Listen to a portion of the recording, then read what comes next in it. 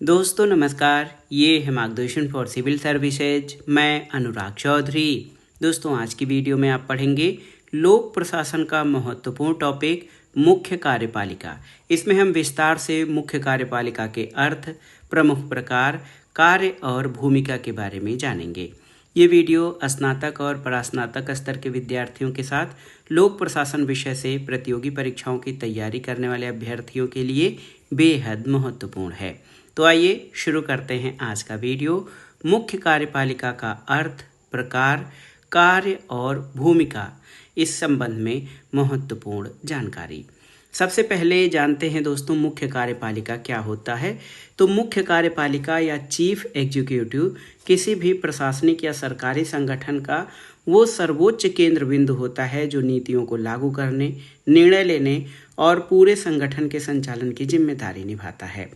सामान्य रूप से देखा जाए तो मुख्य कार्यपालिका को दो प्रमुख श्रेणियों में बांटा जा सकता है। एक तो राजनीतिक मुख्य कार्यपालिका और दूसरा अस्थायी या प्रशासनिक मुख्य कार्यपालिका। राजनीतिक मुख्य कार्यपालिका जनता और निर्वाचित प्रतिनिधियों द्वारा एक निश्चित कार्यकाल के लिए चुने जाते हैं। सरकार बदलने पर ये बदल जाते हैं। भारत में इसका उदाहरण प्रधानमंत्री केंद्र स्तर पर, मुख्यमंत्री राज्य स्तर पर, ये राजनीतिक मुख्य कार्यपालिका के उदाहरण हैं। लेकिन अगर जो देखा जाए अस्थायी या प्रशासनिक मुख्य कार्यपालिका के बारे में, तो ये सरकारी कर्मचारी या प्रशासनिक अधिकारी होते हैं जो अस्थायी रूप से नियुक्त होते हैं और प्रशासनिक कार्यों को संभालते हैं। भारत में इसका उदाहरण कैबिनेट सचिव, राज्यों के मुख्य सचिव या विभिन्न विभागों के सचिव और अधिकारी होते हैं। देखिए, मुख्य कार्यपालिका से हमारा तात्पर्य उस व्यक्ति या व्यक्ति समूह से होता है जो किसी देश की प्रशासनिक व्यवस्था का अध्यक्ष होता है। राज्य की इच्छा की अभिव्यक्ति कार्यपालिका के द्वारा होती है। तो ये मुख्य कार्यकारी जो होता है इसके द्वारा ही राज्य की इच्छा की अभिव्यक्ति होती है। प्रत्येक राज्य का जो प्रशासनिक संगठन यानी एडमिनिस्ट्रेटिव ऑर्गेनाइजेशन होता है वो पिरामिड के प्रकार का होता है, जिसमें आधार बड़ा यानी व्यापक होता है और ऊपर की ओर जाते जाते ये धीरे धीरे इतना सीमित हो जाता है कि त्रिकोण के दोनों भाग एक बिंदु पर जाकर मिल जाते हैं और मुख्य कार्यपालिका या चीफ एग्जीक्यूटिव इसी प्रशासनिक पिरामिड का शिखर होता है। पब्लिक एडमिनिस्ट्रेशन के एक विचारक हैं डिमॉक। डिमॉक कहते हैं मुख्य कार्यकारी कठिनाइयों का अंत करने वाला, पर्यवेक्षक और आगामी कार्यक्रम का प्रवर्तक होता है। कहीं पर राजा मुख्य प्रशासक होता है जैसे इंग्लैंड में, कहीं पर राष्ट्रपति जैसे भारत और अमेरिका में, और कहीं पर उसका स्वरूप एक समिति का होता है जैसे कि स्विट्जरलैंड में। तो मुख्य कार्यपालिका जो होता है वो राज्य की इच्छा की अभिव्यक्ति का महत्वपूर्ण साधन होता है और प्रत्येक राज्य के प्रशासनिक संगठन के पिरामिड के शीर्ष पर इसका स्थान होता है, जबकि इसका स्वरूप या रूप भिन्न भिन्न हो सकता है। मुख्य कार्यपालक केवल राष्ट्रीय स्तर पर नहीं होते, संघात्मक शासन व्यवस्था में वे प्रांतीय और स्थानीय स्तर पर भी पाए जाते हैं। कहीं पर वे बर्गोमास्टर जर्मनी, मेयर इंग्लैंड और अमेरिका कहलाते हैं, तो कहीं पर वे सिटी फादर, प्रेसिडेंट, चेयरमैन आदि कहलाते हैं। लेकिन राष्ट्रीय स्तर के मुख्य प्रशासक की शक्तियां इतनी व्यापक होती हैं कि ये सब उससे ही शक्तियां प्राप्त करते हैं। आइए जानते हैं मुख्य कार्यपालिका का अर्थ, परिभाषा और प्रकार के बारे में। मुख्य कार्यपालिका का तात्पर्य उस व्यक्ति से होता है जो किसी देश की प्रशासनिक व्यवस्था का अध्यक्ष, प्रेसिडेंट या हेड होता है। राज्य की इच्छा की अभिव्यक्ति कार्यपालिका द्वारा होती है। प्रत्येक देश का प्रशासन एक पिरामिड की तरह होता है, आधार पर विस्तृत होता है। ऊपर की ओर ये छोटा होता जाता है और मुख्य कार्यपालिका इसी पिरामिड का शीर्ष या उच्चस्थ बिंदु होता है। आप जान लीजिए दोस्तों, अमेरिका में इसका स्वरूप राष्ट्रीय स्तर पर राष्ट्रपति है मुख्य कार्यपालिका, इंग्लैंड में रानी या राजा, फ्रांस और भारत में राष्ट्रपति होता है और स्विट्जरलैंड आदि में ये एक समिति के रूप में होता है। और प्रत्येक देश में या संरचना के हिसाब से इनके अधिकार और स्वरूप में अंतर पाया जाता है। एक विचारक हैं अल्फ्रेड जे ग्रेसिया। ये कहते हैं कार्यपालिका वो है जो किसी भी प्रकार के संगठन की सबसे महत्वपूर्ण नीतियों के निर्धारण और क्रियान्वयन में भाग लेती है। वो इसके लिए सामान्य मार्ग भी निश्चित करती है। जबकि दिमाग कहते हैं कि मुख्य कार्यकारी कठिनाइयों का अंत करने वाला पर्यवेक्षक तथा आगामी कार्यक्रम का प्रवर्तक होता है। मुख्य कार्यपालिका के बारे में ये दोनों ही परिभाषाएं जो अल्फ्रेड जी ग्रेसिया और दिमाग के द्वारा दी गई हैं, ये दोनों ही परिभाषाएं बहुत महत्वपूर्ण हैं। आइए जानते हैं मुख्य कार्यपालिका की भूमिका के बारे में कि मुख्य कार्यपालिका की क्या भूमिका होती है। राष्ट्रीय स्तर पर मुख्य कार्यपालिका के पास दोस्तों इतने कार्य और उत्तरदायित्व होते हैं कि कोई भी उनका निर्वाह दूसरों की सहायता के बिना नहीं कर सकता है।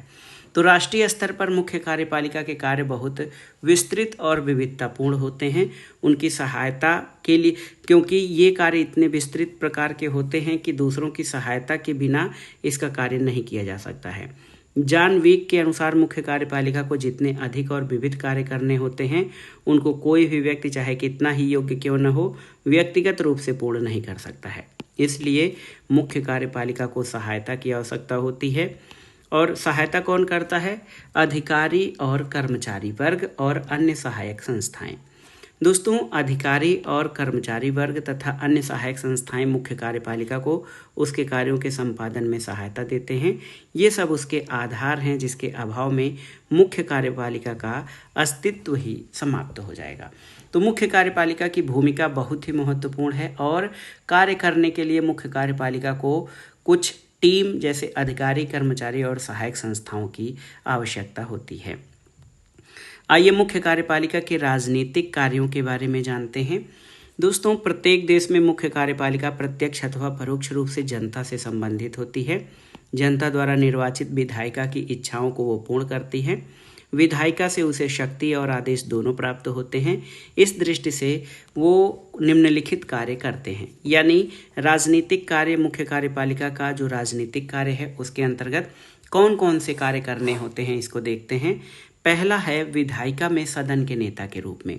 तो जब संसदीय प्रणाली होती है तो विधायिका में मुख्य कार्यपालिका जो प्रधानमंत्री है सदन में अपने दल का नेता होता है, उसका नेतृत्व करता है, लेकिन वह नेतृत्व संपूर्ण सदन का बन जाता है। अध्यक्षीय प्रणाली में राष्ट्रपति सदन का नेता तो नहीं होता है, लेकिन अपनी इच्छाओं के अनुरूप और राष्ट्र की आवश्यकताओं के अनुसार कानून बनाने का प्रयास करता है। तो राजनीतिक कार्यों में मुख्य कार्यपालिका विधायिका में सदन के नेता के रूप में इसकी भूमिका होती है। दूसरा होता है जनता तथा विधायिका को संतुष्ट करना। तो मुख्य कार्यपालिका का एक महत्वपूर्ण कार्य अपने हितों की रक्षा के लिए विशेष रूप से सतर्क रहना पड़ता है। ये सतर्कता जनता और विधायिका को संतुष्ट करने के लिए होती है और यदि मुख्य कार्यपालिका से जनता असंतुष्ट है तो उसका भविष्य भावी चुनावों में अंधकारपूर्ण हो सकता है। इसके साथ साथ विधायिका भी उसे अविश्वास प्रस्ताव के द्वारा पदमुक्त कर सकती है। इसलिए मुख्य कार्यपालिका नए नए कार्यक्रम, आश्वासन और कार्यों के माध्यम से जनता और विधायिका को यह विश्वास दिलाती है कि वह उसके हितों की सर्वाधिक सुरक्षा करेगी। तीसरा है कार्यपालिका के सदस्यों के मध्य कार्य विभाजन। तो संसदीय और अध्यक्षीय प्रकार की मुख्य कार्यपालिका को अपने साथ कार्य करने के लिए साथियों की आवश्यकता होती है और साथियों का चयन करने में सबसे महत्वपूर्ण कार्य मुख्य कार्यपालिका का होता है। इस महत्वपूर्ण कार्य को संपन्न करने के बाद मुख्य कार्यपालिका उसमें कार्य और विभागों का बंटवारा करती है। अयोग्य व्यक्ति को उत्तरदायी पद पर रख दिए जाने से कार्य बिगड़ जाता है। यदि योग्य व्यक्तियों को उचित कार्य नहीं दिया गया तो वो कार्य रुचि से संपन्न नहीं करेगा। दोनों ही स्थितियों में प्रभाव मुख्य कार्यपालिका के भविष्य पर पड़ेगा। इसलिए कार्यपालिका सदस्यों के मध्य कार्य का विभाजन काफ़ी सोच विचार और विवेक का कार्य होता है। चौथा है राजनीतिक व्यवस्थापन। तो आप देखिए इसका महत्वपूर्ण कार्य राजनीतिक जीवन को व्यवस्थित करना होता है और ये व्यवस्था तब तक संभव नहीं है जब तक कि राजनीतिक जीवन में स्थिरता नहीं आती है। राजनीतिक स्थिरता के लिए आवश्यक है कि दल बदल जैसी बीमारी का प्रभाव क्षेत्र पर न पड़े और जिस प्रकार के आश्वासन दिए जाएं उन्हें पूरा करने की दिशा में प्रयास किए जाएं। तो मुख्य कार्यपालिका को इन राजनीतिक कार्यों के लिए अपना सब कुछ दांव पर लगाना पड़ता है और यदि मुख्य कार्यपालिका किसी प्रकार अपने इस दायित्व के निर्वाह में असफल होती है तो उसका समस्त राजनीतिक जीवन उपलब्धियां प्रभावहीन हो जाती हैं। जब तक कार्यपालिका के राजनीतिक कार्य व्यवस्थित नहीं होते तब तक उसकी प्रशासकीय सफलता भी नहीं आंकी जा सकती। राजनीतिक असफलता का प्रतिकूल प्रभाव प्रशासकीय जीवन पर पड़ना स्वाभाविक है। तो ये जो था मुख्य कार्यपालिका के जो राजनीतिक कार्य थे उनके बारे में हमने देखा। अब दूसरा बिंदु प्रशासकीय कार्य है कि राजनीतिक मुख्य कार्यपालिका राजनीतिक कार्यों के अतिरिक्त कौन कौन से प्रशासकीय कार्यों को संपन्न करती है, जो कि इसके कार्य में बेहद महत्वपूर्ण स्थान रखते हैं। दोस्तों, मुख्य कार्यपालिका प्रशासन का अध्यक्ष होता है और इसके रूप में या प्रशासन के अध्यक्ष के रूप में समस्त प्रशासकीय गतिविधियों और प्रबंधन के लिए ये उत्तरदायी होता है। इस रूप में उसे अनेक कार्य करने पड़ते हैं, जिसको लूथर गुलिक ने पोस्ट कार्ब में व्यक्त किया है। तो पोस्ट कार्ब का पी प्लानिंग यानी योजना बनाना, तो उन कार्यों की मोटी रूपरेखा तैयार करना जिन्हें करना आवश्यक है, साथ ही उन साधनों को निश्चित करना जिनके द्वारा इन कार्यों को करना है, ये मुख्य कार्यपालिका का कार्य है। ऑर्गेनाइजिंग यानी संगठन बनाना, तो अधिकारियों को एक ऐसे ढांचे को तैयार करना जिसके द्वारा निर्धारित उद्देश्य के लिए काम के उपविभागों की व्यवस्था की जाती है, उनको क्रमबद्ध किया जाता है, उनमें समन्वय स्थापित किया जाता है ताकि कार्य आसानी से हो जाए। तीसरा, कर्मचारी रखना यानी स्टाफिंग, तो इसमें संपूर्ण कर्मचारी वर्ग की भर्ती, प्रशिक्षण और उनके कार्य करने की अनुकूल स्थितियों की व्यवस्था करनी पड़ती है। निर्देशन यानी डायरेक्टिंग, तो प्रशासन तभी महत्वपूर्ण निर्णय ले सकता है, सटीक निर्णय ले सकता है जब कर्मचारियों को आदेश और सूचनाएं सही प्रकार से दी जाएं, यानी उनका निर्देशन बेहतर हो। कोऑर्डिनेटिंग यानी समन्वय करना, तो प्रशासनिक कार्य में लगे विभागों में परस्पर समन्वय बहुत जरूरी है ताकि जो कार्य हैं वो अच्छे से संपादित हो जाएं। प्रतिवेदन देना यानी रिपोर्टिंग, तो जिन लोगों के प्रति कार्यपालिका उत्तरदायी है उनको जो कुछ हो रहा है उसे अवगत कराते रहना। इसमें अभिलेख, निरीक्षण, अनुसंधान द्वारा कार्यपालिका का अपने अधीनस्थों और अपने आप को अवगत कराना शामिल है। बजटिंग बहुत ही महत्वपूर्ण कार्य है क्योंकि बजट से संबंधित सभी कार्य, वित्तीय योजनाएं, आय व्यय का लेखा जोखा, प्रशासनिक अभिकरणों और विभागों को वित्तीय साधनों द्वारा अपने नियंत्रण में रखना, ये सभी शामिल है, जो कि गुलिक के पोस्ट कार्ब की अवधारणा से प्रेरित है। ये मुख्य कार्यपालिका के ये सभी कार्य होते हैं प्रशासनिक दृष्टिकोण से। अब राजनीतिक और प्रशासनिक कार्यों के बाद आइए जानते हैं कि मुख्य कार्यपालिका जो है इतना महत्वपूर्ण क्यों है, इसकी आवश्यकता क्यों होती है। तो डिक्शनरी ऑफ सोशल साइंसेज के अनुसार कार्यपालिका या एग्जीक्यूटिव का प्रयोग विशालतम अर्थ में सारे सरकारी प्रशासन को चलाने वाले सभी अधिकारियों के लिए किया जाता है। इसे ये नाम देने का कारण ये है कि ये विधायिका द्वारा पास किए गए कानूनों को कार्य रूप में परिणत करती है। लोक प्रशासन में मुख्य कार्यपालिका या चीफ एग्जीक्यूटिव को ही संपूर्ण प्रशासनिक प्रबंध व्यवस्था में नेतृत्व करना होता है। इसकी आवश्यकता कुछ विशेष कारण हैं जिनके लिए होती है। तो पहली आवश्यकता क्या है, मुख्य कार्यपालिका की आवश्यकता क्यों पड़ती है? पहला है प्रशासनिक विभागों में एकता बनाए रखने के लिए बहुत जरूरी है। विशेषीकरण के कारण प्रशासनिक विभागों में होने वाले पारस्परिक संघर्ष का निपटारा जितनी कुशलता के साथ मुख्य कार्यपालक कर सकता है उतनी कुशलता के साथ अन्य कोई अधिकारी नहीं कर सकता, इसलिए मुख्य कार्यपालिका की आवश्यकता है। दूसरी आवश्यकता, लोक प्रशासन को जनता के कल्याण के लिए अधिक से अधिक और उत्तम सेवाएं संपन्न करनी चाहिए और ऐसा तभी किया जा सकता है जब कार्यपालिका शाखा में एकता रहे और बड़े केंद्र को उत्तरदायी बना दिया जाए। तीसरी आवश्यकता कि मुख्य कार्यपालिका के द्वारा ही व्यवस्थापिका, जिसमें जनप्रतिनिधि होते हैं, उनको प्रशासन के संबंध में समस्त सूचनाएं प्राप्त होती हैं, इसलिए इसकी आवश्यकता है। चौथा है, मुख्य कार्यपालिका की आवश्यकता इसलिए है कि यदि प्रशासनिक सत्ता का केंद्रीकरण कर दिया जाए तो इसे अपव्यय और दुर्व्यय रोकने का महत्वपूर्ण साधन माना जाता है। और ये पांचवा है कि प्रशासन को मितव्ययिता और कार्यकुशलता के साथ चलाने के लिए शक्तियों को मुख्य कार्यपालिका में निहित करना आवश्यक है। तो ये महत्वपूर्ण बिंदु हैं जो आप जान लीजिए कि मुख्य कार्यपालिका की आवश्यकता क्यों पड़ती है, उस पर ये प्रकाश डालते हैं। अब आइए जानते हैं बहुत ही महत्वपूर्ण टॉपिक, कार्यपालिका के विभिन्न रूप कौन से हैं, इसको जान लेते हैं। दोस्तों, किसी भी देश की मुख्य कार्यपालिका या चीफ एग्जीक्यूटिव का रूप वहाँ की संवैधानिक व्यवस्था के अनुरूप निर्धारित होता है। कार्यपालिकाओं के जो स्वरूप पूरी दुनिया में प्रचलित हैं उसमें 3 प्रकार के हैं। एक प्रकार है संसदीय और अध्यक्षात्मक, दूसरा है वास्तविक और नाम मात्र, और तीसरा है एकल संसदीय और बहुसंसदीय। यही मुख्य कार्यपालिकाओं के 3 प्रकार हैं जो मुख्य रूप से पूरी दुनिया में प्रचलित हैं। संसदात्मक कार्यपालिका क्या है, तो इसके बारे में आप जानते हैं कि ये शासन की वो व्यवस्था है जिसके अंतर्गत व्यवस्थापिका और कार्यपालिका परस्पर संबंधित होते हैं। कार्यपालिका व्यवस्थापिका के प्रति उत्तरदायी होती है और इसी आधार पर गार्नर कहते हैं कि संसदात्मक शासन वो प्रणाली है जिसमें वास्तविक कार्यपालिका यानी मंत्रिमंडल व्यवस्थापिका अथवा उसके लोकप्रिय सदन के प्रति और अंतिम रूप में निर्वाचन मंडल के प्रति अपनी राजनीतिक नीतियों तथा कार्यों के लिए कानूनी रूप से उत्तरदायी होता है और राज्य का प्रधान नाम मात्र का और अनुत्तरदायी होता है। तो ये है संसदीय कार्यपालिका की विशेषता और इसे उत्तरदायी शासन भी कहा जाता है। संसदात्मक कार्यपालिका की मुख्य विशेषताएं क्या हैं, मोटे तौर पर समझ लेते हैं। तो इसकी पहली विशेषता है नाम मात्र की और वास्तविक कार्यपालिका में अंतर। संसदात्मक कार्यपालिका में शासन व्यवस्था में वास्तविक और नाम मात्र की कार्यपालिका में अंतर होता है। राज्य का प्रधान नाम मात्र की कार्यपालिका होती है जबकि वास्तविक कार्यपालिका मंत्रिपरिषद में होती है।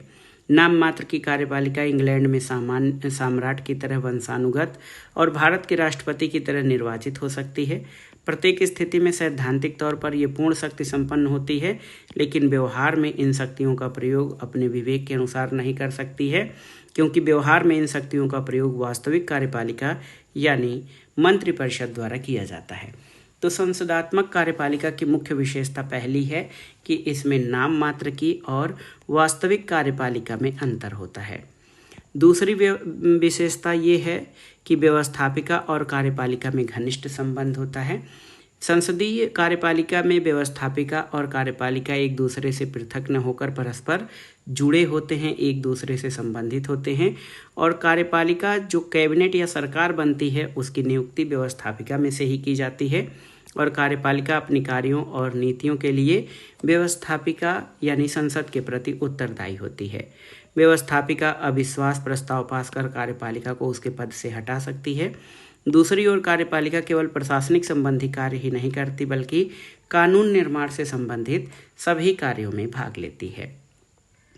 इसमें एक और विशेषता होती है कि संसदात्मक शासन व्यवस्था में मंत्रिपरिषद का कार्यकाल निश्चित नहीं होता है। कार्यपालिका उसी समय तक अपने पद पर बनी रह सकती है जब तक उसे व्यवस्थापिका का विश्वास प्राप्त होता है। और संसदीय शासन व्यवस्था का जो एक महत्वपूर्ण गुण है ये है सामूहिक उत्तरदायित्व। तो संसदीय शासन में वास्तविक कार्यपालिका का निर्माण करने वाले मंत्री सामूहिक रूप से व्यवस्थापिका के प्रति उत्तरदायी होते हैं। संसदीय शासन का नियम है सब एक के लिए और एक सब के लिए।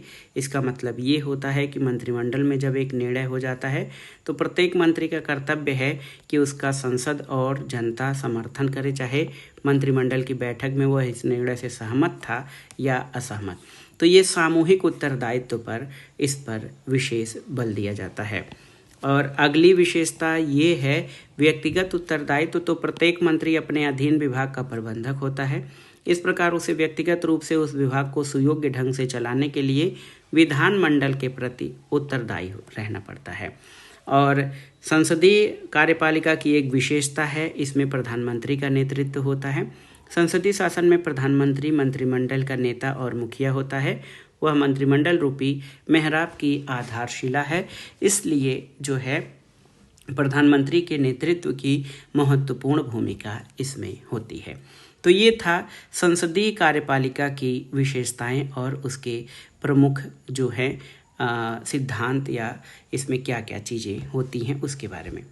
दूसरा है अध्यक्षात्मक कार्यपालिका, इसके बारे में जानते हैं। तो इस व्यवस्था में कार्यपालिका विभाग व्यवस्थापक विभाग से सबसे यानी अलग होता है। कार्यपालिका विभाग का प्रधान एक ऐसा व्यक्ति होता है जो व्यवस्थापिका के प्रति उत्तरदायी नहीं होता है। ऐसी व्यवस्था को अध्यक्षात्मक शासन व्यवस्था कहते हैं। गार्नर के अनुसार अध्यक्षात्मक सरकार वो होती है जिसमें कार्यपालिका यानी राज्य का अध्यक्ष और उसके मंत्री अपनी अवधि के बारे में संविधान की दृष्टि से विधानमंडल से स्वतंत्र होते हैं। राजनीतिक नीतियों के बारे में उनके प्रति उत्तरदायी नहीं होते हैं यानी अनुत्तरदायी होते हैं। गैटल कहते हैं कि अध्यक्षात्मक शासन वो प्रणाली है जिसमें कार्यपालिका प्रधान अपने कार्यकाल और बहुत कुछ सीमा तक अपनी नीतियों और कार्यों के बारे में विधानमंडल से स्वतंत्र होता है। अमेरिका और ब्राज़ील तथा दक्षिण अमेरिका के कई राज्यों में अध्यक्षात्मक शासन व्यवस्था वाली प्रणाली अपनाई गई है। अब आइए देखते हैं अध्यक्षात्मक कार्यपालिका की मुख्य विशेषताएं कौन सी हैं। पहला तो ये है कि कार्यपालिका और व्यवस्थापिका का पृथक्करण होता है।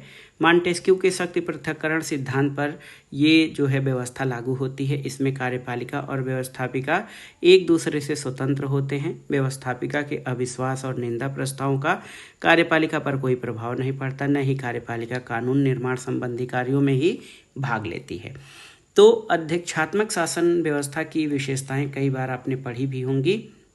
ये जो है ये एक दूसरे से पृथक होते हैं।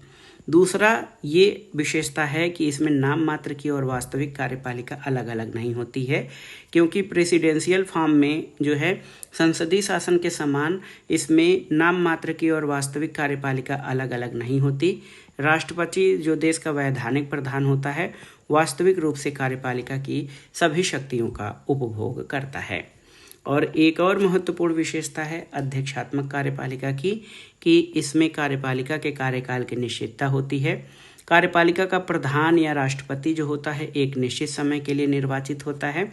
उसके कार्यकाल पर व्यवस्थापिका के विश्वास प्रस्ताव अविश्वास का कोई प्रभाव नहीं पड़ता, सिवाय महाभियोग के, जो उसे उसकी कार्यावधि से पूर्व उसके पद से हटाया नहीं जा सकता है।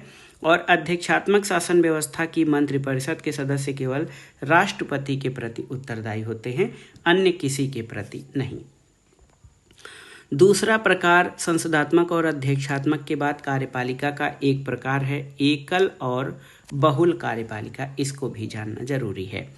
दोस्तों, संसदात्मक और अध्यक्षात्मक कार्यपालिकाओं को हम संगठन की दृष्टि से बहुल और एकल कार्यपालिका के नाम से भी जान सकते हैं। एकल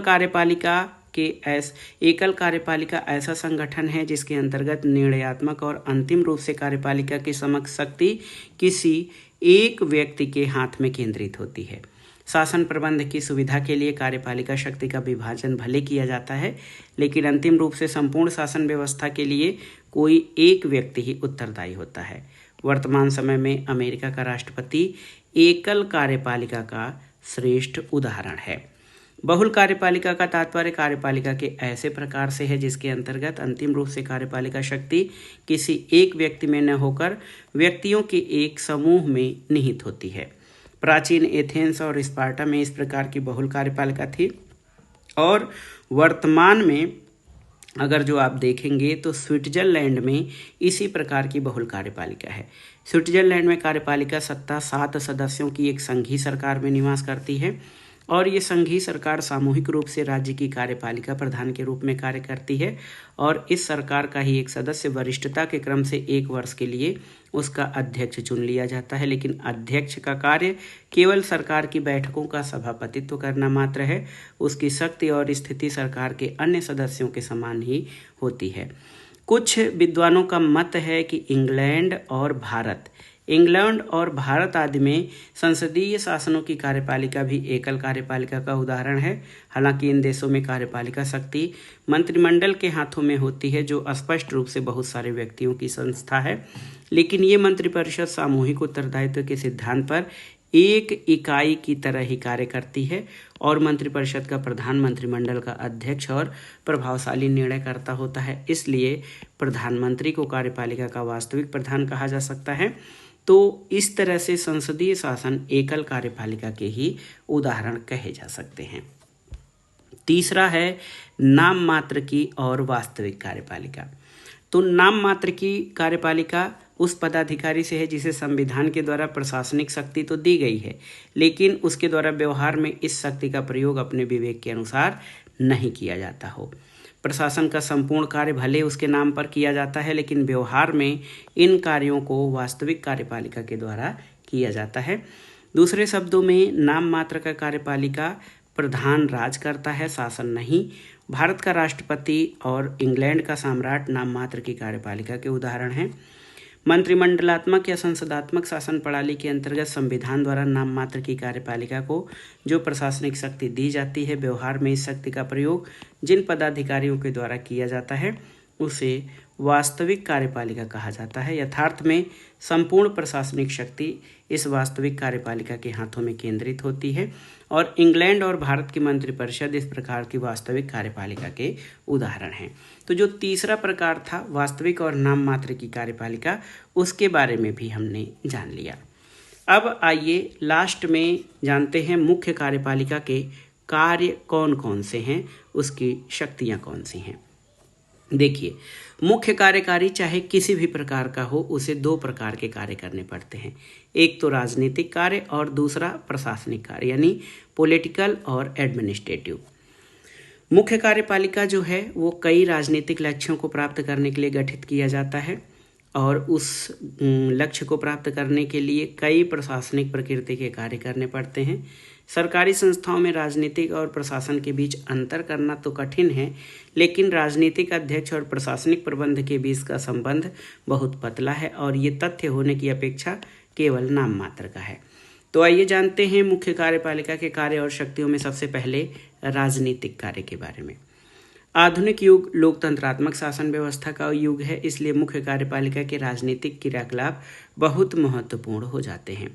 सबसे पहले मुख्य कार्यपालिका को व्यवस्थापिका और अपने राजनीतिक दल का पूर्ण सहयोग और समर्थन करना होता है, जिसकी सहायता और स्वीकृति उसके अस्तित्व के लिए जरूरी है। यदि विधानमंडल और जनता की आवश्यकताओं की उपेक्षा की गई तो उस पर अनेक संकट आ जाएंगे। साथ ही अपने पद से संबंधित कर्तव्यों के पालन और प्रशासन को सुचारू संचालन के लिए उसे आवश्यक विधियों और वित्त की आवश्यकता होती है। इसलिए मुख्य कार्यपालक को विधानमंडल और जनता का विश्वास प्राप्त करने के लिए हमेशा प्रयत्नशील रहना पड़ता है। ये राजनीतिक कार्य हैं। दूसरा प्रशासनिक कार्य। तो प्रशासनिक कार्य बहुत महत्वपूर्ण है। पहला तो है प्रशासनिक नीति का निर्धारण। मुख्य कार्यकारी को प्रशासनिक नीति की आधारभूत रेखा तय करना होता है, जो संपूर्ण प्रशासन के लिए जो है मार्गदर्शन का कार्य करती हैं।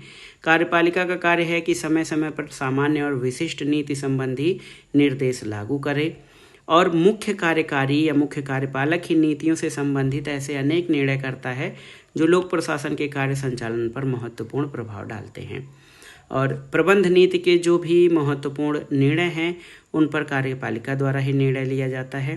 साधारण नीति निर्माण का कार्य विधायिका का है, लेकिन व्यवहार में नीति निर्माण के कार्य में प्रमुख कार्यकारी सबसे अधिक भाग लेता है। व्यवहार में अधिकांशतः अवसरों पर वही मूल नीति का निर्माण करता है, क्योंकि विधायिका द्वारा निर्मित विधियों में समूची प्रशासनिक क्रिया का उल्लेख नहीं होता है। तो इसमें जो भी महत्वपूर्ण निर्णय होते हैं प्रशासकीय नीति का निर्धारण वो मुख्य कार्यपालिका को ही करना होता है।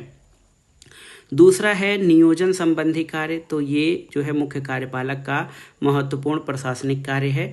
दूसरा महत्वपूर्ण कार्य नियोजन या प्लानिंग है। किसी भी कार्यक्रम को सफल बनाने की पूर्व तैयारी को नियोजन कहते हैं। कार्य को करने से पूर्व हम उसके बारे में सोचते हैं, रूपरेखा तैयार करते हैं, वही नियोजन है। और प्रशासनिक लक्ष्यों को ध्यान में रखते हुए निर्धारित नीतियों के भीतर उनका क्रियान्वयन करना मुख्य कार्यकारी का महत्वपूर्ण कार्य है। साधनों और धन का भी उसे उचित नियोजन करना होता है। उसे समय समय पर सुधार, संशोधन और पुनर्गठन के लिए भी नियोजन करना होता है। और देखा जाए तो प्रशासन का संगठित स्वरूप ही नियोजन है।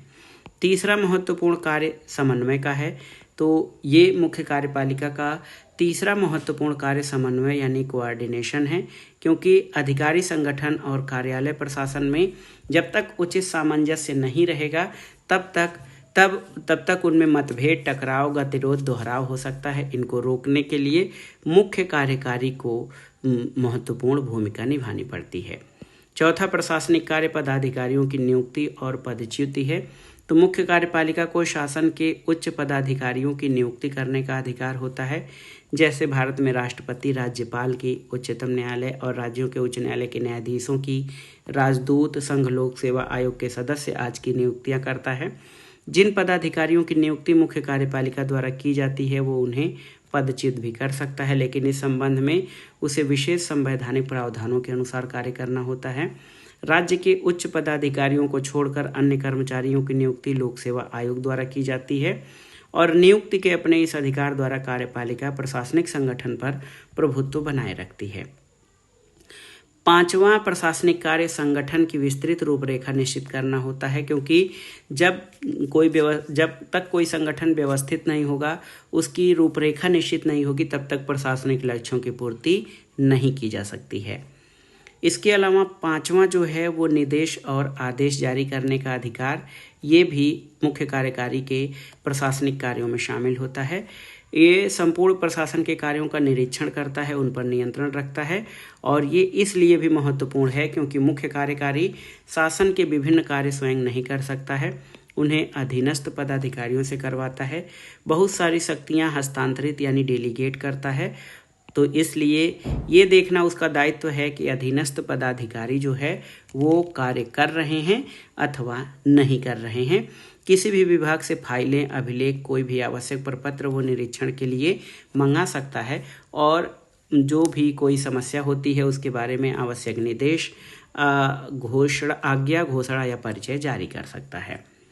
छठवां है मुख्य कार्यकारी का प्रशासनिक कार्य बजट बनाना और वित्तीय प्रबंध पर नियंत्रण रखना, क्योंकि प्रशासन और संगठन के लिए धन की महत्वपूर्ण आवश्यकता होती है और इसकी व्यवस्था करना मुख्य कार्यकारी का कार्य है। कार्यपालिका बजट बनाती है, उसे व्यवस्थापिका के सामने लागू करती है, व्यवस्थापिका द्वारा स्वीकृत होने के बाद उसको क्रियान्वित करती है। मुख्य कार्यकारी आर्थिक योजनाएं बनाता है, आर्थिक नीतियों की पहल निर्धारित करता है। तो वित्तीय क्षेत्र में भी नेतृत्व मुख्य कार्यपालिका का ही होता है। सातवां जो कार्य है वो है जनसंपर्क स्थापित करना। तो अंत में कार्यकारी के संगठन के सार्वजनिक संबंधों का भी प्रबंध करना होता है। आधुनिक युग में लोकतांत्रिक सरकार है, जनता की सरकार है, इसलिए लोक संबंधों की महत्ता बढ़ गई है। लोक प्रशासन अब जनता से पूरी तरह से संबंधित हो गया है। अपने सभी कार्यों के लिए सरकार जनता के प्रति उत्तरदायी रहती है, इसलिए कार्यपालिका के लिए ये आवश्यक है कि लोगों को सरकारी योजनाएं और नीतियों के बारे में जानकारी और सूचना देती रहे, ताकि वे उनमें रुचि लें और प्रशासन और जनता के बीच संदेह और अविश्वास का वातावरण न बने। मुख्य कार्यपालिका संगठन और जनता के बीच की कड़ी है। जनसंपर्क स्थापित करने के लिए कार्यपालिका समाचार पत्र, आकाशवाणी, पत्रकार सम्मेलन आदि साधन प्रयुक्त करती है और वर्तमान में इस उद्देश्य को पूरा करने के लिए जनसंपर्क विभाग स्थापित किए गए हैं। इसके अलावा वर्तमान में मुख्य कार्यकारी की विविध हित समूहों और जनता के विविध समुदायों के साथ भी मधुर संपर्क रखना जरूरी हो गया है, ताकि उनके शासन को स्थायित्व और निरंतरता मिल सके। क्योंकि जो आज की सरकार है, मुख्य कार्यपालिका है, वो कहीं न कहीं जनता के द्वारा ही निर्मित की गई है। जब तक जनता का विश्वास और संपर्क सरकार को नहीं होगा, मुख्य कार्यपालिका के पास नहीं होगा, तब तक उसके सरकार की स्थायित्व और निरंतरता संदेह में रहती है। तो इसलिए ये जो कार्य है जनसंपर्क और लोगों से संपर्क स्थापित कर उनकी समस्याओं को सुनना और उनका समाधान करना, इस मामले में भी मुख्य कार्यपालिका की भूमिका बहुत महत्वपूर्ण और बढ़ जाती है। तो ये था आज का वीडियो, लोक प्रशासन का महत्वपूर्ण टॉपिक मुख्य कार्यपालिका, इसका अर्थ, प्रकार, कार्य और भूमिका। तो ये वीडियो बहुत ही महत्वपूर्ण है लोक प्रशासन विषय से तैयारी करने वाले अभ्यर्थियों के लिए। आप इसको अच्छे से तैयार कर लीजिए। ये वीडियो आपको कैसा लगा हमें कमेंट बॉक्स में ज़रूर बताइएगा। वीडियो को लाइक करें, शेयर करें और इस चैनल मार्गदर्शन फॉर सिविल सर्विसेज को सब्सक्राइब करें। वीडियो देखने के लिए धन्यवाद। नमस्कार।